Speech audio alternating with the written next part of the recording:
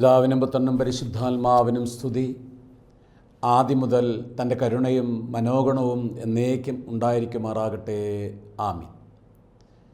കർത്താവിൽ ഏറ്റവും വാത്സല്യ നിധികളായ ദൈവമക്കളെ, അനുഗ്രഹീതമായ ഈ ദിവസത്തിൽ കർത്തൃസന്നിധിയിൽ ഒന്ന് ചേർന്നായിരിക്കാൻ തക്കവണ്ണം അനുവദിച്ച ദൈവത്തെ നമുക്ക് മഹത്വപ്പെടുത്താം. നമ്മുടെ കർത്താവിൻ്റെ രക്ഷിതാവുമായ യേശു മശീഹായുടെ കഷ്ടാനുഭവത്തിൻ്റെ നാളുകളിലൂടെ നമ്മൾ കടന്നു പോകുന്നുവല്ലോ.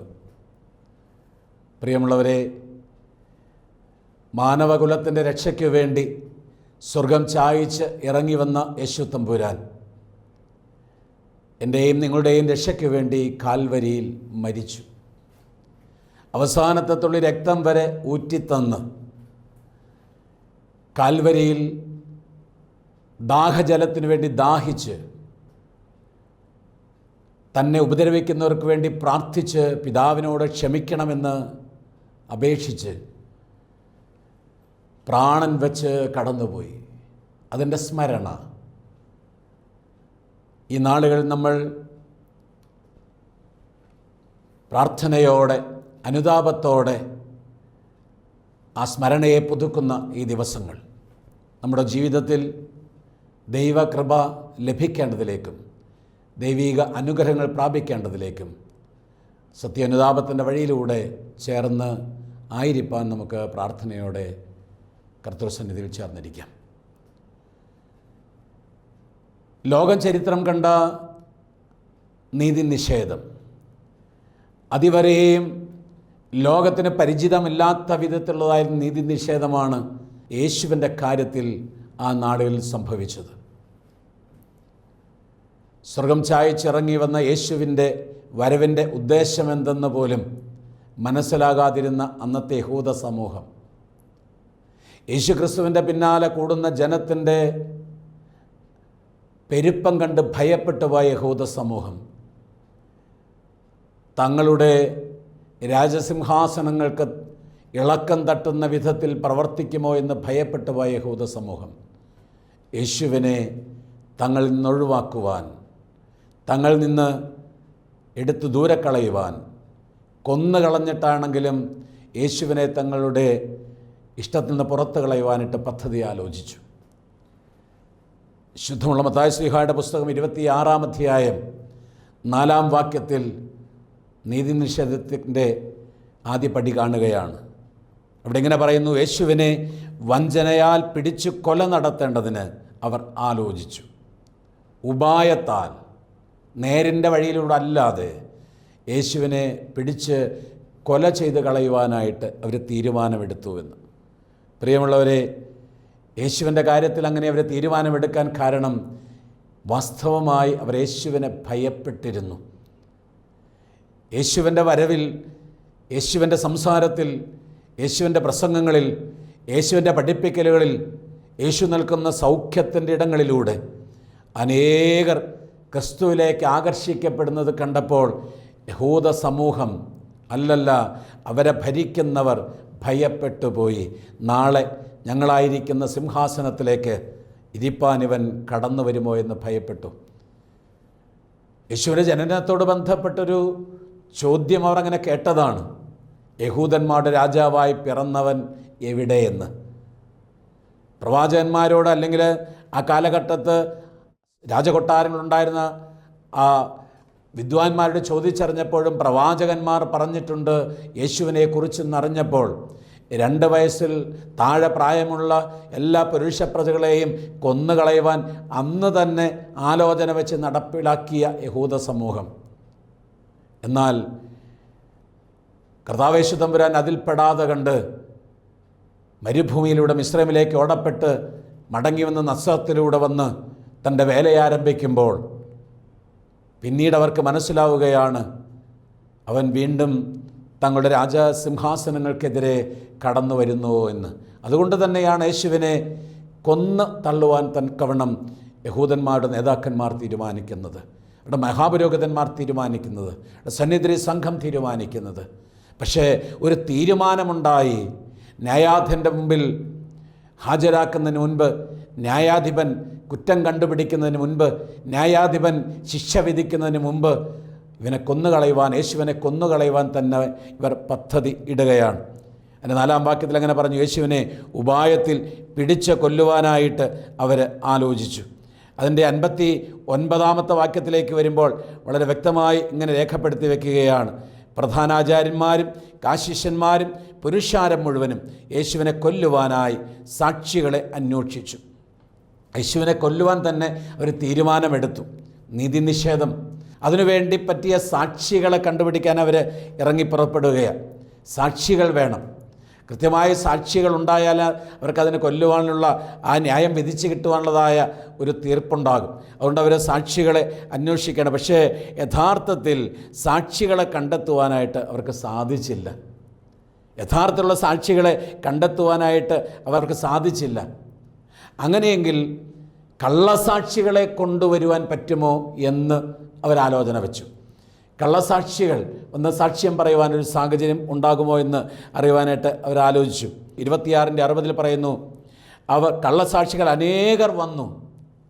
അവസാനം 2 പേര് എത്തി. അവർ പറഞ്ഞു, ദേവാലയം പൊളിച്ച് 3 ദിവസം കൊണ്ട് അതിനെ പണിയുവാൻ എനിക്ക് കഴിയുമെന്ന് ഇവൻ പറഞ്ഞിരുന്നു എന്ന് പറഞ്ഞു. കള്ളസാക്ഷികളായി വന്നിരിക്കുന്നവർ ഇങ്ങനെ പറയുകയാണ്, ഇവൻ ഇങ്ങനെ പറഞ്ഞിട്ടുണ്ട്, ദേവാലയം പൊളിച്ച് 3 ദിവസം കൊണ്ട് അത് പണിയാമെന്ന്. ഇത് ഏത് സന്ദർഭത്തിലാണ് യേശു തമ്പുരാൻ അത് പറഞ്ഞത് എന്ന് പറഞ്ഞവർക്കോ ഇത് കേട്ടവർക്കോ ഒരു പക്ഷേ മനസ്സിലായി കാണില്ല. യേശു തമ്പുരാൻ അത് പറയുന്നതിൻ്റെ സാഹചര്യം ശുദ്ധമുള്ള യോഹന്നാൻ്റെ സുവിശേഷം 2-ാം അധ്യായത്തിൻ്റെ 19, 20, 21 വാക്യങ്ങളിൽ പറയുന്നുണ്ട്. അവിടെ യേശു തമ്പുരാൻ ഓശാന പെരുന്നാളിൽ യെരൂശലേം ദേവാലയത്തിലേക്ക് വരുമ്പോൾ പ്രാവ് വിൽപ്പനക്കാരോടൊക്കെയും ഇവയെല്ലാം ഇവിടെ നിന്ന് എടുത്തു മാറ്റുവീൻ, എൻ്റെ പിതാവിൻ്റെ ഭവനത്തെ നിങ്ങൾ അശുദ്ധമാക്കരുത്, ഇതൊരു വ്യാപാര സ്ഥലമാക്കരുത് എന്ന് പറഞ്ഞ് തൻ്റെ ഭവനത്തെക്കുറിച്ചുള്ള തീഷ്ണത എന്നെ തിന്നുകളഞ്ഞു എന്ന് എഴുതപ്പെട്ടിരിക്കുന്നത് തൻ്റെ ശിഷ്യന്മാരോട് അവന് ഓർമ്മിപ്പിച്ച് പറയുകയാണ്.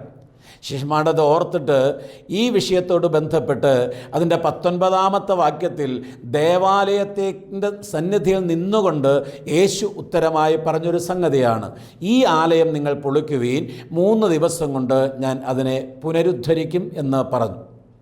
യേശു പറഞ്ഞത് ഏത് ആലയത്തെക്കുറിച്ചാണെന്നോ, എങ്ങനെയാണ് 3 ദിവസം എൻ്റെ പണി തീർക്കുന്നതെന്നോ, താൻ എന്തായിരുന്നു ഉദ്ദേശിച്ചതെന്നോ അന്ന് കൂടി നിന്ന യഹൂദർക്ക് മനസ്സിലായില്ല. നമ്മൾ മുന്നമേ കണ്ടതായ ന്യായം വിധിക്കുന്ന സംഘത്തിൽപ്പെട്ട ഉന്നതാധികാര സ്ഥാനികളൊന്നും ആയിരുന്നില്ല നേരത്തെ അവിടെ ഉണ്ടായിരുന്നത്. സാധാരണക്കാർ യഹൂദന്മാരാണ്. അവരുടെ നടുവിൽ നിന്നിട്ടാണ് യേശു പറഞ്ഞത്. യഹൂദന്മാർ തന്നോട് 46 സംവത്സരങ്ങൾ കൊണ്ട് ആണ് ഈ ആലയം പണിയപ്പെട്ടത്. 46 വർഷമെടുത്തു അന്നത്തെ യെരൂശലേം ദേവാലയം പണിയെ തീർക്കുവാൻ. അത്രയും കാലമെടുത്ത് പണിയപ്പെട്ട ഈ ദേവാലയം 3 ദിവസം കൊണ്ട് പുനരുദ്ധരിക്കുമോ എന്ന് ചോദിച്ചു. അവർ മാനുഷികമായ വശത്തിലൂടെ ചിന്തിക്കുകയാണ്.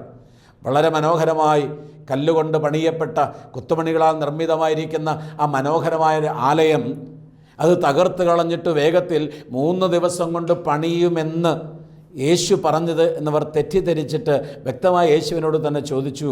യേശു പറഞ്ഞു, എന്നാൽ താനോ തൻ്റെ ശരീരമാകുന്ന ആലയത്തെക്കുറിച്ചാണ് പറഞ്ഞത്. അന്നവർക്കത് മനസ്സിലായില്ല. സത്യത്തിൽ അന്നത് മനസ്സിലായില്ല. പക്ഷെ കേട്ടുകൊണ്ടിരുന്നവരിൽ ചിലരാകാം വന്ന് 2 പേര് പിന്നീട് വന്ന് കള്ളസാക്ഷ്യം പറയുന്നത്, ഇവൻ ദേവാലയം പൊളിച്ച് 3 ദിവസം കൊണ്ട് പണിയും എന്ന് പറഞ്ഞിട്ടുണ്ട് എന്ന് പറയുന്നത്.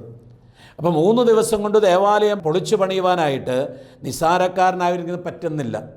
അപ്പോൾ അവൻ തന്നെ ദൈവസമത്തിലേക്ക് ചേർത്ത് ദൈവമെന്ന വിധത്തിലാണ് അത് സംസാരിക്കുന്നത് ബോധ്യപ്പെടുത്തുവാനാണ് പ്രിയപ്പെട്ടവരെ അന്ന് അവർ പരിശ്രമിച്ചു നോക്കിയത്, കള്ളസാക്ഷികളെ കൊണ്ട് നിരത്തുന്നത്. പീലാത്തോസിന് മുമ്പിൽ വരുമ്പോഴും ഇത് സംഭവിക്കുകയാണ്. എന്നാൽ പീലാത്തോസിന് മുമ്പിൽ വരുന്ന യേശു തമ്പുരാൻ പല വിധേന ചോദ്യം ചെയ്യലുകൾക്ക് വിധേയമാകുന്നുണ്ട്. അധികമായി ഞാൻ അതിലേക്ക് പോകുന്നില്ല. പീലാത്തോസ് തിരിച്ചും മറിച്ചും ചോദിച്ചു. പക്ഷെ ചോദിച്ചിട്ടും ഒരു കുറ്റവും യേശുവിൽ കണ്ടെത്താൻ പീലാത്തോസിന് സാധിച്ചില്ല. ലോകചരിത്രത്തിൽ അതുവരെയും പരിചിതമില്ലാതിരുന്നൊരു സംഭവം യേശുവിൻ്റെ കാര്യത്തിൽ അന്ന് സംഭവിക്കുകയാണ്. പീലാത്തോസ് വീണ്ടും പുറത്തു വന്ന് ഒരു കാര്യം ജനം കേൾക്കെ വിളിച്ചു പറഞ്ഞു, ഇവനിൽ ഞാനൊരു കുറ്റവും കാണുന്നില്ല. പ്രിയമുള്ളവരെ, രാജ്യം ഭരിക്കുന്ന, നാട് ഭരിക്കുന്ന, ജനത്തെ ഭരിക്കുന്ന ഒരു സിംഹാസനത്തിലിരിക്കുന്നവൻ പറഞ്ഞു, കുറ്റം ആരോപിച്ച് കൊണ്ടുവരപ്പെട്ട യേശു എന്ന് പറയുന്ന ഈ മനുഷ്യനിൽ ഞാനൊരു കുറ്റവും കാണുന്നില്ല. ഇതാണ് ലോകത്തിന് അന്ന് പരിചിതമാകാത്തൊരു കാര്യം എന്ന് നിങ്ങൾ അറിയേണ്ടതിന് ഇതാ ഞാൻ അവനെ നിങ്ങളുടെ അടുക്കിലേക്ക് പുറത്തേക്ക് ഇറക്കി വിടുന്നു എന്ന് പറഞ്ഞു. അപ്പോൾ ലോകത്തിന് അതുവരെയും പരിചിതമില്ലാതിരുന്ന വിധത്തിലേക്ക് യേശുവിനെ മാറ്റപ്പെടുകയാണ്. ഒരു കുറ്റവും ഞാൻ കാണുന്നില്ല എന്ന് പറഞ്ഞെടുത്ത് നിന്ന് യേശുവിനെ കുറ്റം വിധിപ്പാനുള്ളതായ ഒരു അനുഭവത്തിലേക്ക് തള്ളിവിടുകയാണ്. ഒരു ജനസംഘത്തിൻ്റെ കൂട്ടത്തിലേക്ക് തള്ളിവിടുകയാണ്. കാരണം പീലാത്തോസ് ഒന്ന് ഭയപ്പെടുവാൻ തുടങ്ങിയിരിക്കുന്നു. പീലാത്തോസ് ചിലതെല്ലാം കണ്ട് ഭയപ്പെടുവാൻ തുടങ്ങിയിരിക്കുന്നു. പീലാത്തോസ് ചിലതെല്ലാം കേട്ടിരുന്നു.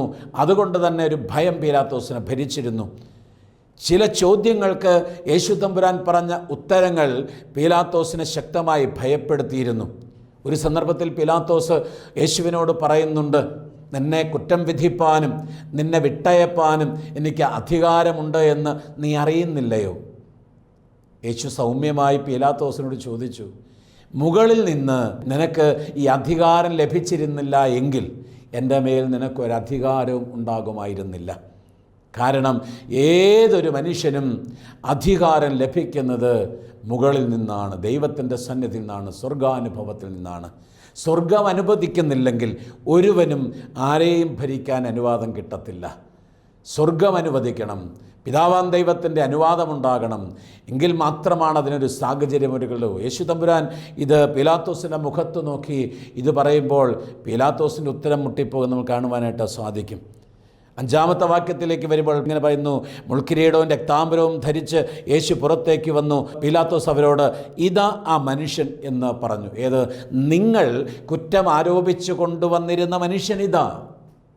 പക്ഷേ ഇവനിൽ ഞാനൊരു കുറ്റവും കാണുന്നില്ല. നിങ്ങൾ പറയുന്ന വിധത്തിലുള്ളതായ ഒരു കുറ്റവും എനിക്ക് കണ്ടെടുക്കാൻ സാധിക്കുന്നില്ല എന്ന് പലവട്ടം പീലാത്തോസ് ജനത്തോട് പറയുമ്പോൾ പ്രധാനാചാര്യന്മാരും സേവകരും തന്നെ കണ്ട മാത്രയിൽ അവനെ ക്രൂശിക്കുക എന്ന് ആർത്തു വിളിച്ചു. ഒന്ന് നോക്കിക്കേ, ഉത്തരവാദിത്വപ്പെട്ടവൻ പറയുന്നു, നാട് ഭരിക്കുന്നവൻ പറയുന്നു, അവനൊരു കുറ്റവും ചെയ്തിട്ടില്ല, ഒരു തെറ്റും അവന് കാണുവാൻ സാധിച്ചിട്ടില്ല, അവൻ നന്മയല്ലാതൊന്നും പ്രവർത്തിച്ചിട്ടില്ല, അവൻ്റെ സ്നേഹം അനുഭവിച്ച അനേകർ ഈ ദേശത്തുണ്ട്, നാട്ടിലുണ്ട്. പക്ഷേ ഇതൊന്നും കേൾക്കാൻ അന്നത്തെ യഹൂദ സമൂഹം തയ്യാറല്ല, അവരുടെ നേതാക്കന്മാർ തയ്യാറല്ല. തങ്ങളുടെ രാജാധികാരങ്ങൾക്ക് ഭയപ്പെടുത്തുന്ന വിധത്തിൽ യേശു തമ്പുരാൻ്റെ പിന്നാലെ ജനത്തിൻ്റെ സംഘം കൂടിക്കൂടി വരുന്നത് കണ്ട് ഭയപ്പെട്ടു പോയ ആ യഹൂദ സമൂഹം വിളിച്ചു പറഞ്ഞു, അവനെ ക്രൂശിച്ച് കളയുക, അവനെ ക്രൂശിക്കുക. വേറെ അവർക്കൊന്നും പറയാനില്ല, ക്രൂശിക്കുക. തെറ്റുണ്ടെങ്കിലും ഇല്ലെങ്കിലും കുഴപ്പമില്ല, ക്രൂശിക്കുക. അവൻ നന്മ ചെയ്തവനാണെങ്കിലും കുഴപ്പമില്ല, ക്രൂശിക്കുക. ആ സമൂഹം അങ്ങനെ നിൽക്കുകയാണ്, അവനെ ക്രൂശിച്ച് കളയാൻ പറഞ്ഞുകൊണ്ട്. പ്രിയമുള്ളവരെ, പീലാത്തോസ് അവരോട്, നിങ്ങൾ കൊണ്ടുപോയി ക്രൂശിച്ചുകൊള്ളുപോയി. ഒന്ന് നോക്കിക്കേ, എന്ത് വിരോധാഭാസമാണെന്ന് നോക്കിക്കേ. ഞാൻ ആദ്യമേ പറഞ്ഞു, പീലാത്തോസ് ഭയപ്പെട്ടു തുടങ്ങി. യേശുവിൻ്റെ ചില ഉത്തരങ്ങൾക്ക് മുമ്പിൽ, യേശു തമ്പുരാൻ്റെ ചില നോട്ടത്തിന് മുൻപിൽ പീലാത്തോസിന് ഉള്ളം വിറച്ചു പോയി. യേശുവിലൊരു കുറ്റവും കണ്ടെത്താൻ പറ്റുന്നില്ലെന്ന് പറഞ്ഞ് ജനത്തിൻ്റെ മുമ്പാകെ യേശുവിനെ കൊണ്ട് നിർത്തിയിട്ട് പറഞ്ഞു, ഇവനൊരു കുറ്റവും ഞാൻ കാണുന്നില്ല, നിങ്ങൾ കുറ്റക്കാരനെ വിധിച്ച മനുഷ്യനിതാ, അവൻ്റെ ഒരു കുറ്റവും ഇല്ല. പക്ഷെ ജനം പറഞ്ഞു, അവനെ ക്രൂശിച്ച് കളയുക, അവനെ ക്രൂശിക്കുക എന്ന് വിളിച്ചു പറയുമ്പോൾ അതിന് കാരണം യഹൂദന്മാർ നിരത്തുന്നത്, ഞങ്ങൾക്ക് ന്യായപ്രമാണമുണ്ട്, ഞങ്ങളുടെ ന്യായപ്രമാണം അനുസരിച്ച് ഇവൻ മരണത്തിന് അർഹനാണ്. എന്തെന്നാൽ ഇവൻ തന്നെ ദൈവപുത്രൻ ആക്കിയവനാണ്. പീലാത്തോസ് ഈ വചനം കേട്ടപ്പോൾ അത്യധികം ഭയപ്പെട്ടു. നോക്കിക്കേ, പീലാത്തോസിനെ ഭയപ്പെടുത്തുവാൻ തക്കവണ്ണം ജനം ഇടപെടുകയാണ്. ഞങ്ങൾക്കൊരു ന്യായപ്രമാണമുണ്ട്, ആ ന്യായപ്രമാണത്തിൽ ദൈവദൂഷണം പറയുന്നവനെ ഭൂമിയിൽ നിലനിർത്താൻ പറ്റില്ല. ആ പ്രമാണമനുസരിച്ച് ഇവൻ മരണത്തിന് അർഹനാണ്. എന്തെന്നാൽ ഇവൻ തന്നെ ദൈവപുത്രൻ ആക്കിയവനാണ്. ഞാൻ ദൈവപുത്രനാണെന്ന് വിളിച്ചു പറഞ്ഞവനാണ്. സമൂഹത്തിൽ കലഹമുണ്ടാക്കിക്കുവാൻ നോക്കിയവനാണ്. തൻ്റെ കൂട്ടത്തിൽ സംഘമായി ജനത്തെ കൂട്ടിയവനാണ്. അതുകൊണ്ട് യേശുവിനെ ഇവിടെ ഇനി നിലനിർത്താൻ പറ്റത്തില്ല. അതുകൊണ്ട് ക്രൂശിക്ക എന്ന് വിളിച്ചു പറഞ്ഞപ്പോൾ പീലാത്തോസ് അത്യധികം വീണ്ടും ഭയപ്പെടുകയാണ്. കാരണം ഈ ജനം ന്യായപ്രമാണം വച്ച് പീലാത്തോസിനെ ചോദ്യം ചെയ്യാൻ തുടങ്ങിയാൽ ഒരുപക്ഷെ താനിരിക്കുന്ന സിംഹാസനത്തിൽ നിന്ന് പീലാത്തോസിന് മാറിപ്പോകേണ്ടി വരും. ജനത്തെ ഭയപ്പെട്ട പീലാത്തോസ് സത്യത്തെ മാറ്റിക്കളയുകയാണ്. ജനത്തിൻ്റെ ആക്രോശത്തിന് മുമ്പിൽ പീലാത്തോസ് തോറ്റുപോവുകയാണ്. ഒരു നേരത്ത് പീലാത്തോസ് താലത്തിൽ വെള്ളമെടുത്ത് കൈ കഴുകിയിട്ട് പറഞ്ഞു, ഈ നീതിമാൻ്റെ രക്തത്തിൽ എനിക്ക് പങ്കില്ലെന്ന്. ഈ നീതിമാൻ്റെ രക്തത്തിൽ എനിക്ക് പങ്കില്ല. നിങ്ങളെന്തെന്ന് വെച്ചാൽ ചെയ്തോ, നിങ്ങൾ കൊണ്ടുപോയി ക്രൂശിച്ചോ എന്ന് പറയുന്നുണ്ട്. പക്ഷേ സിംഹാസനത്തിലിരിക്കുന്നവർ, ന്യായം വിധിക്കേണ്ടുന്നവർ തങ്ങളുടെ ഉത്തരവാദിത്വങ്ങൾ മറന്ന് ജനത്തിൻ്റെ താല്പര്യമനുസരിച്ച് നിന്നാൽ അനേകം നീതി നിഷേധങ്ങൾ നടക്കപ്പെടും. അതിൽ യേശുത്തമ്പുരാൻ്റെ ജീവിതം ശക്തമായി നിൽക്കുകയാണ്. സത്യം മറച്ചുവെച്ച്, സത്യം മൂടിവെച്ച് ജനത്തിൻ്റെ കൂടെ നിന്നു. പാപത്തിൻ്റെ വഴിയിൽ നിന്നു. പാപത്തിന് കോട്ട കെട്ടുന്നിട സംഘത്തോട് കൂടെ നിൽക്കുവാൻ പീലാത്തോസിന് ഇടയാകേണ്ടി വന്നു. പ്രിയമുള്ളവരെ, എന്നിട്ടും തീരുന്നില്ല. മത്തായിയുടെ സുവിശേഷത്തിൽ 26-ാം അധ്യായത്തിൽ 65-ാമത്തെ വാക്യത്തിലേക്ക് വരുമ്പോൾ മറ്റൊരു കാര്യം ഇവിടെ സംഭവിക്കുന്നുണ്ട്. പീലാത്തോസിൻ്റെ ഉത്തരം കൃത്യമായിട്ടങ്ങ് രുചിക്കാതിരുന്ന ആ യഹൂദ പ്രമാണിമാരായ മഹാപുരോഹിതന്മാർക്ക് അതങ്ങ് സഹിച്ചില്ല. അതിലൊരു മഹാപുരോഹിതൻ തൻ്റെ വസ്ത്രം കീറുന്നതായിട്ട് 26-ാം അധ്യായത്തിൻ്റെ 65-ാമത്തെ വാക്യത്തിൽ കാണാം. അപ്പോൾ മഹാപുരോഹിതൻ്റെ വസ്ത്രങ്ങൾ കീറിക്കൊണ്ട്, ഇതാ ഇവൻ ദൈവദൂഷണം പറഞ്ഞിരിക്കുന്നു, ഇനിയും നമുക്ക് സാക്ഷികളെ കൊണ്ട് എന്ത് ആവശ്യം എന്ന് ചോദിച്ചു. എന്താണ് ദൈവദൂഷണം പറഞ്ഞത്? മഹാപുരോഹിതൻ എഴുന്നേറ്റ് തന്നോട്, നീ ഒരു ഉത്തരവും പറയുന്നില്ലേ? ഇവർ നിനക്ക് വിരോധമായി സാക്ഷി പറയുന്നത് എന്ത് എന്ന് ചോദിച്ചു. ഏത് സാക്ഷ്യമാണ് നമ്മൾ മുന്നേമേ കണ്ടത്? ഇവൻ ദേവാലയം പൊളിച്ച് 3 ദിവസം പണിയും എന്ന് പറഞ്ഞ സാക്ഷ്യം പറഞ്ഞു. യേശു ഒന്നും മിണ്ടുന്നില്ല.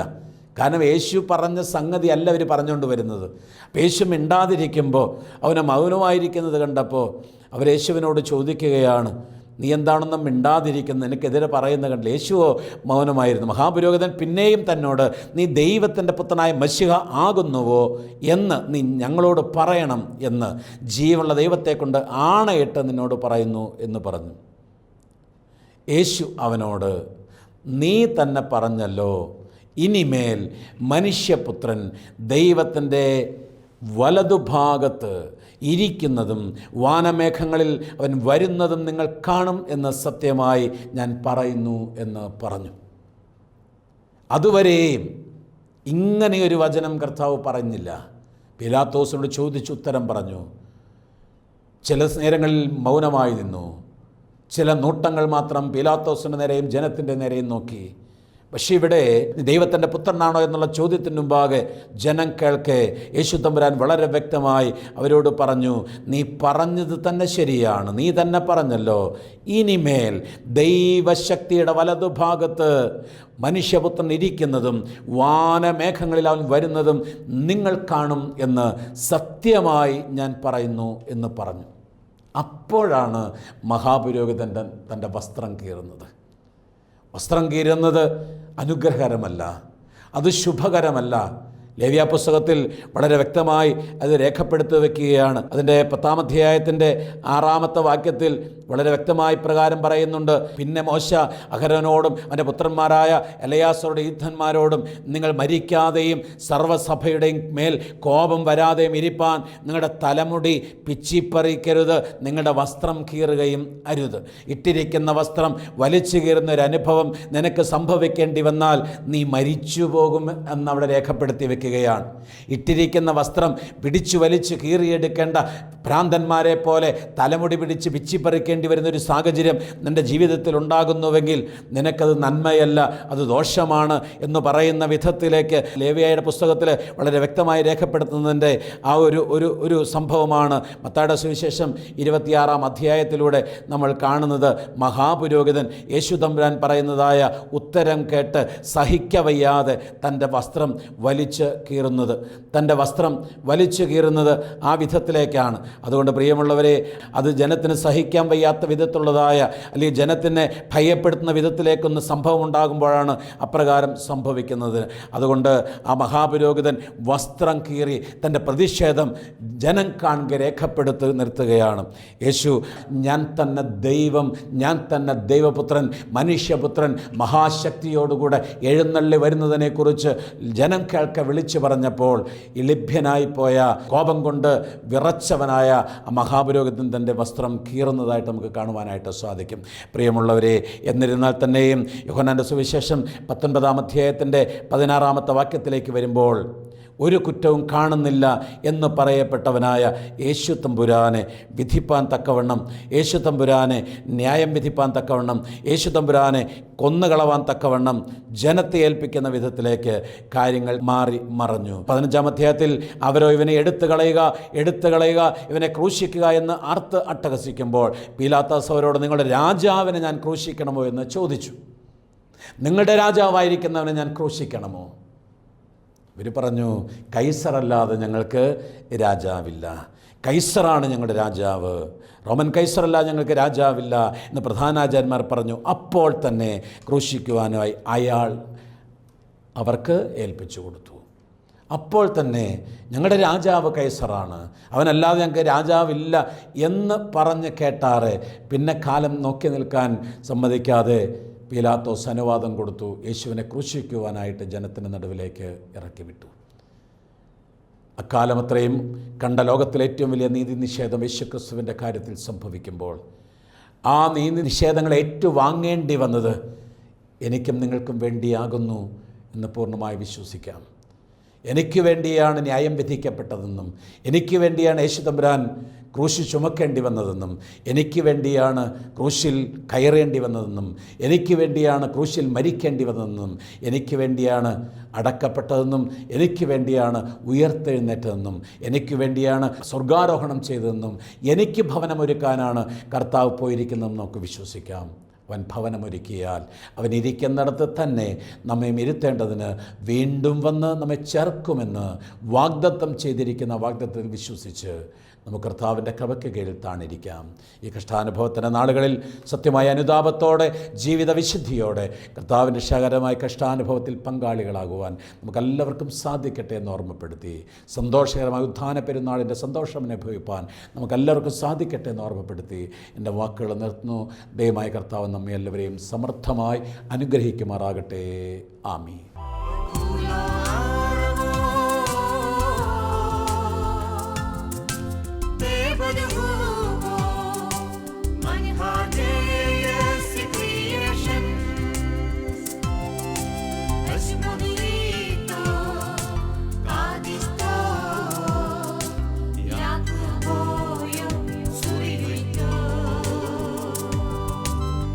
Maria.